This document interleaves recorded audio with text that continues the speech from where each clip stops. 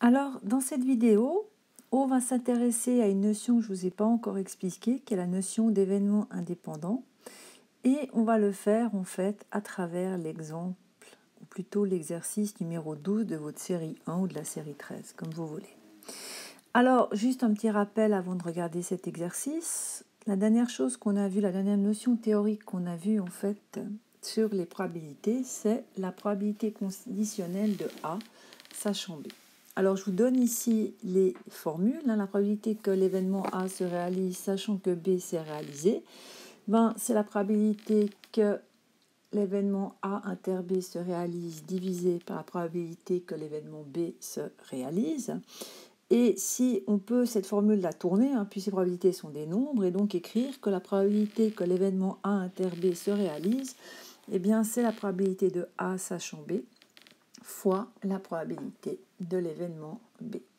De même, si on fait la probabilité de l'événement B, que B se réalise, sachant que A s'est réalisé, ça sera la probabilité de B inter A divisé par la probabilité de A.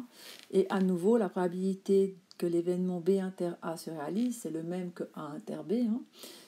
Ça sera la probabilité que B se réalise, sachant que A s'est réalisé, fois la probabilité que l'événement A se réalise. Alors, j'ai réécrit ici l'exercice 12. Donc, vous avez deux tireurs qui visent une cible. Chaque tireur tire un seul coup.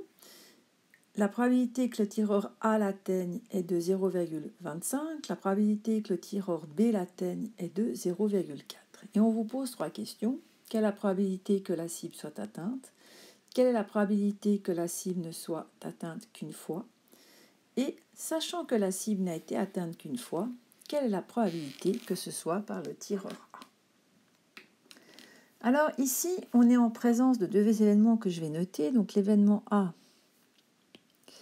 ça sera le tireur A atteint la cible.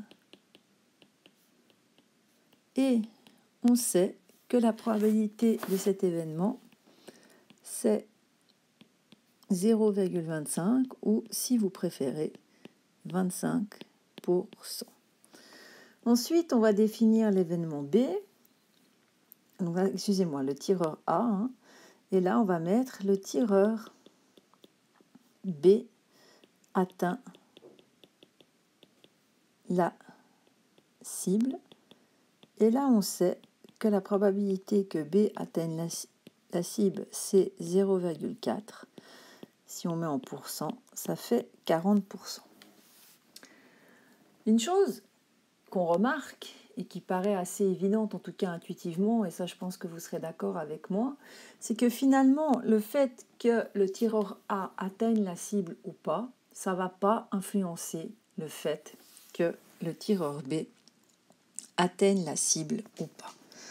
Donc, on peut dire que le fait que le tireur A atteigne ou pas la cible n'influence pas le fait que le tireur B atteigne ou pas la cible. C'est ce qu'on appelle des événements indépendants. Donc A et B sont ce qu'on appelle des événements indépendants. Sont des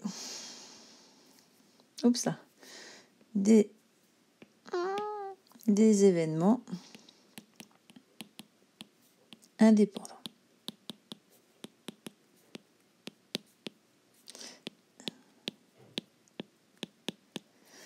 En clair, qu'est-ce que ça veut dire? Ça veut dire que la probabilité que le tireur B atteigne la cible ne va pas être modifiée si on sait que le tireur A a atteint la cible. En clair, ça veut dire que la probabilité que le tireur B atteigne la cible, sachant que A a atteint la cible, ça sera simplement la probabilité de B, puisqu'il n'y a aucune dépendance entre les deux événements. De même, la probabilité que le tireur A atteigne la cible, sachant que le tireur B l'a atteinte, eh bien, ça sera simplement la probabilité de A, puisque là, à nouveau, dans un sens ou dans l'autre, eh bien, les deux tireurs, finalement, leurs tirs sont complètement indépendants. Ce qui fait que quand on va réécrire donc, les probabilités, la formule de la probabilité conditionnelle, par exemple, si on prend la probabilité de B, sachant A, c'est égal à P de B inter A sur P de A, et bien maintenant, cette probabilité-là, si les événements sont indépendants, ça va faire la probabilité de B. Et donc, si on cherche à calculer la probabilité de B inter A, ça va être égal, cette fois, à la probabilité de B fois la probabilité de A.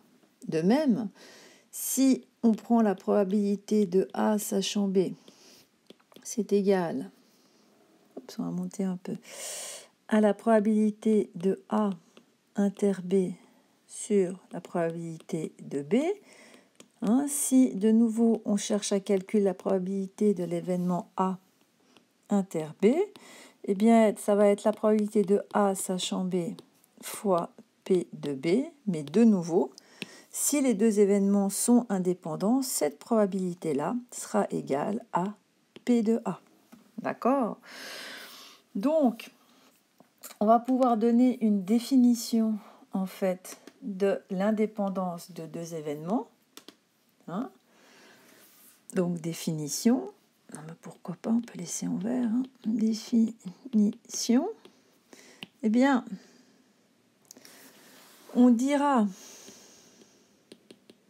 que les deux événements A et B sont indépendants en probabilité si l'une des conditions suivantes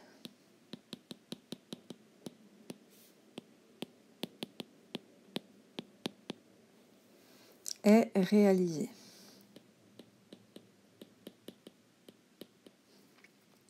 À savoir, la probabilité de B sachant A, ça va être égal à la probabilité de B, ou la probabilité de A sachant B, ça sera égal à la probabilité de A, ou la probabilité de l'événement A inter B, et bien lui, il sera égal à la probabilité de A fois la probabilité de B. Donc, si on revient à notre exercice, on peut tout à fait représenter la situation par un arbre. On regarde d'abord ce que fait le tireur A. Donc, soit il réussit, il atteint la cible, soit il rate la cible. Donc là, on a une probabilité de 0,25 et donc une probabilité de 0,75 qu'il ne l'atteigne pas. Et une fois qu'il a tiré, si le tireur B tire, de nouveau, soit il va atteindre la cible, soit il ne va pas l'atteindre. Si le premier tireur n'a pas atteint la cible, le tireur B, lui, va soit l'atteindre, soit pas l'atteindre. Et la probabilité qu'on va mettre sur la branche, ça sera simplement la probabilité de B, ici.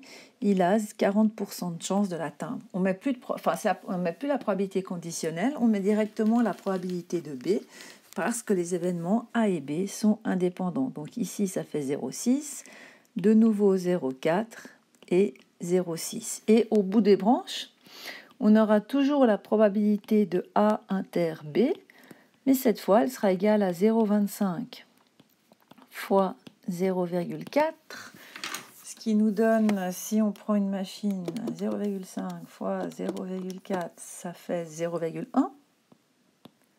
Donc, on a 10% de chance que les deux tireurs atteignent la cible. Ici, c'est la probabilité que A atteigne la cible et que B ne l'atteigne pas. Ça sera simplement 0,25 fois 0,6, ce qui nous donne 0,15. Ensuite, ici, au bout de la branche, bon, on n'aura que la probabilité de A bar inter B.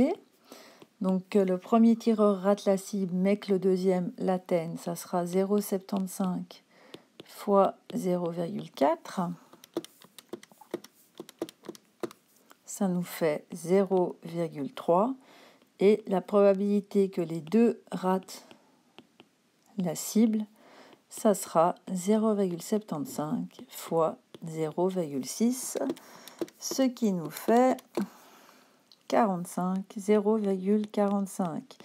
Et si on ne s'est pas trompé, si on additionne ces quatre probabilités, 0,45 plus 0,3 plus 0,15 plus 0,1, ça doit être égal à 1, c'est bien juste, à 100%.